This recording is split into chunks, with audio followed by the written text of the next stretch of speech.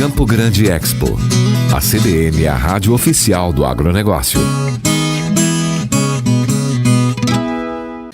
O nosso entrevistado é o Luiz Cornacchione, da ABAG, Associação Brasileira do Agronegócio, e a gente tem acompanhado, Luiz, as dificuldades que o setor tem passado dentro da nossa casa, que é o Brasil. O Brasil tem um potencial muito grande produtivo, o mundo reconhece isso, já visto que o país é um grande exportador de produtos do agronegócio, e a balança comercial tem sido impactada na economia justamente pelo setor. Mas o setor tem recebido grandes ofensas por ideologistas, por políticas públicas que não atendem o setor da maneira que precisa. Não é contraditório para o setor essas dificuldades que nós encontramos dentro da nossa casa, o Brasil?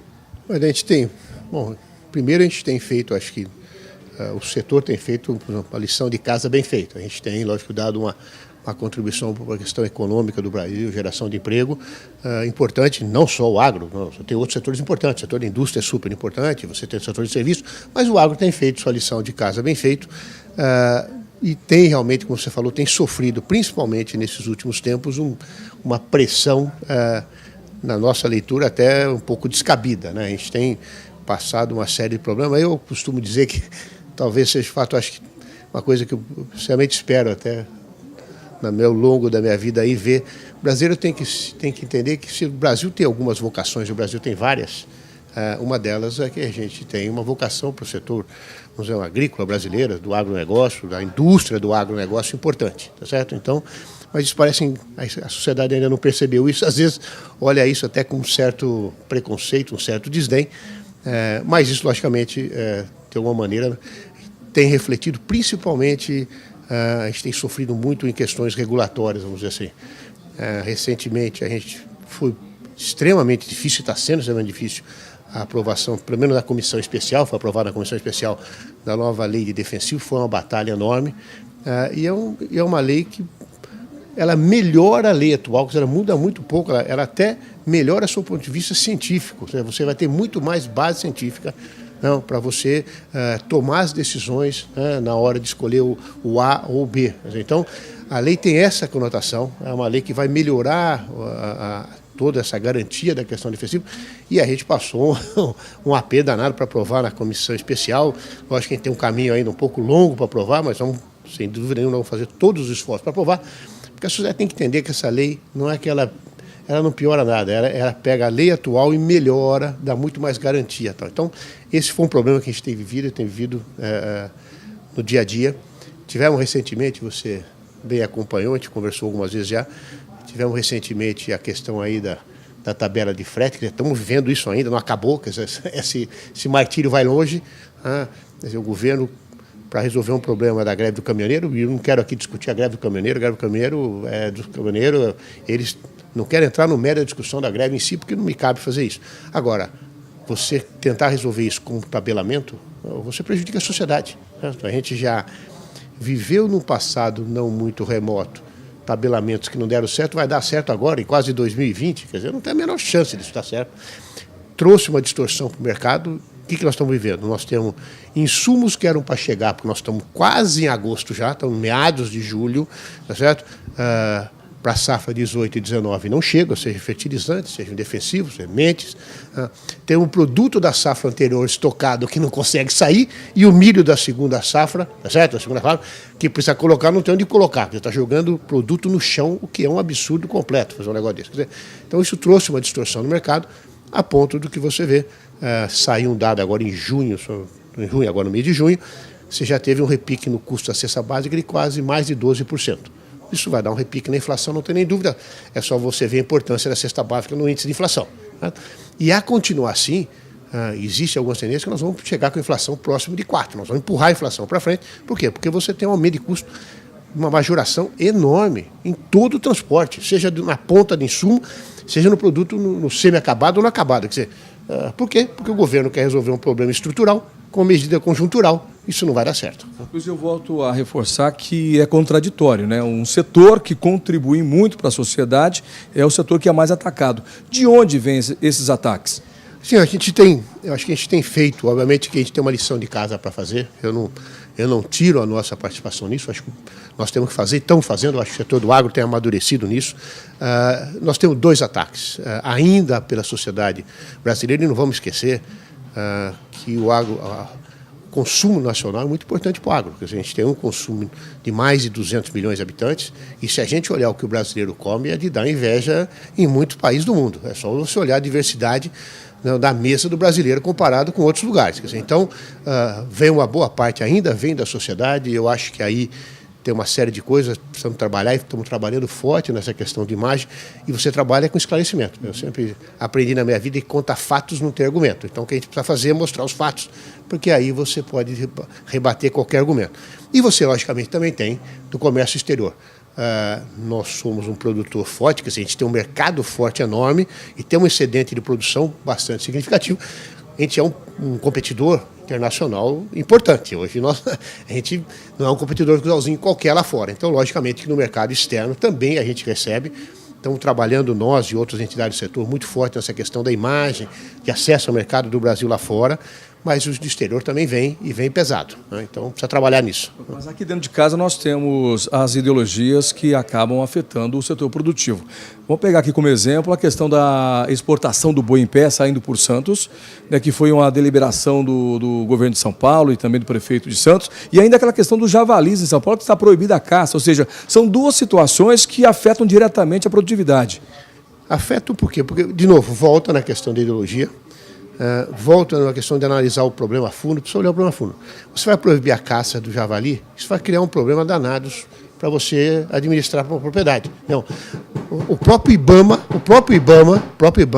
foi favorável a isso. Quer dizer, você tem uma decisão do IBAMA, né, o que fala que você precisa ter um controle nisso. Por quê? Porque ele acaba afetando a produtividade, a produção agrícola, e aí você vem com uma lei absurda, essa questão do javali. Por quê? Porque não se olha a questão a fundo, não se discute, quem não entende do problema acaba colocando barreira sem entender o que pode causar. Agora a gente percebe que a sociedade, né, a urbana, ela é muito manipulada, não chega uma informação real da questão no campo até a sociedade. Como mudar esse cenário? Então, uma das coisas é ter espaço, eu acho até ter espaço em veículos importantes, aqueles veículos que têm credibilidade, é o caso da CBN, para que a gente possa levar, mas volta no que eu te falei, você precisa mostrar, contra fatos não tem argumento, então a gente precisa mostrar os fatos para que a gente possa argumentar de maneira séria. Então tem muito disso, tem uma ideologia, essa questão do javali e outra, essa questão do gado em pé também é uma opção, você vai, de novo vão interferir no mercado. Quer dizer, então, lógico que você fazer exportação de gado em pé tem uma série de regras, tá certo? Se as regras estiverem cumpridas, desde qualidade do animal, sanidade animal, toda a questão que você tomar todos os cuidados que precisa, não há problema nenhum nesse assunto, tá certo? Não é proibindo que você vai resolver o problema, não é proibindo, né? Você vai criar mais problema ainda, vai abrir brecha para você fazer isso de outra maneira, sair por outro lugar, transferir gado lá, quer dizer, você vai distorcer o mercado, não? Por uma simples falta de informação ou de vontade de entender o problema que às vezes você vê na sociedade como um todo. E o próprio governo tem métodos e entidades para regular essa questão sanitária, essa questão do transporte dos animais, para que sejam transportados ou exportados via o Porto de Santos. Agora tem uma outra questão, o Brasil, como você mesmo disse agora há pouco, é um grande player no mercado mundial, abre-se para um mercado internacional, é claro que outros mercados ficam tentando se defender, é muito comum que isso aconteça. E a gente está vivendo hoje, mundialmente, uma crise de relacionamento entre Estados Unidos e China, o que impacta diretamente no Brasil. Abre-se uma expectativa para que o Brasil possa ser o fornecedor de soja para a China, mas pode ser também que isso não aconteça. Bom, você tem essa discussão comercial, ele não chegou a uma guerra, mas você tem todo esse movimento comercial entre Estados Unidos e China, Estados Unidos e União Europeia. O presidente americano acabou de chegar de lá agora, com todo aquele barulho que ele fez lá. Eu tenho uma visão muito pragmática dessa questão. Qualquer movimentação no mercado, se você pegar os Estados Unidos e a China, principalmente, são 2 competidores enormes. Hoje eles são 20% do mercado de importação e exportação. Quer dizer, qualquer discussão deles muito forte reflete no mercado como um todo. Certo? Então, eu tenho até um ditado que eu escutei outro dia, que em briga de elefante quem apanha é grama. E nesse negócio nós somos grama. Quem vai apanhar somos nós.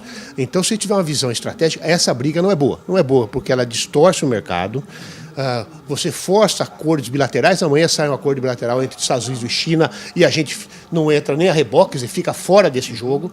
Né? Você, obviamente, que isso pode criar um problema na economia mundial, uma retração da economia mundial, o que não é bom para nós, principalmente agora que nós estamos nesse período. Quer dizer, a nossa visão é que essa briga, Estados Unidos e China, não adianta você ser imediatista, vou vender um pouco mais de soja.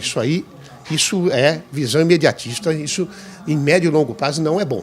Qual deve ser o comportamento do Brasil diante desse cenário? A gente tem que fazer valer, a gente tem discutido isso, o Brasil, no ponto de vista do mercado internacional, principalmente de agroindústria, dos produtos do agroindústria, é um competidor importante, é um player importante, e a gente precisa, obviamente, cada vez mais se posicionar com a importância que a gente tem.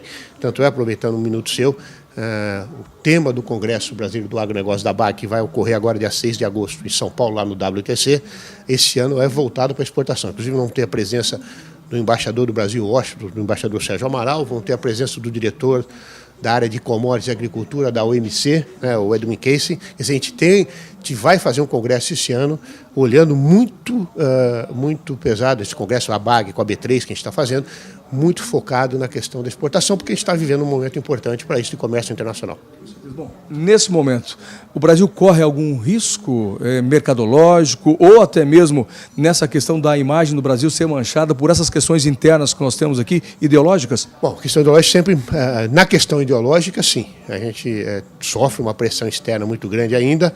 Como eu te disse há pouco tempo, alguns minutos atrás, a gente tem feito um esforço, inclusive junto com a Apex, com a Agência Brasileira de Exportação, de Promoção da Exportação, um projeto chamado PAN, Programa de Acesso ao Mercado e Imagem, que é para melhorar, não é só melhorar, é para mais do que melhorar, para desmistificar alguns mitos que se criaram no exterior sobre a produção do agronegócio brasileiro.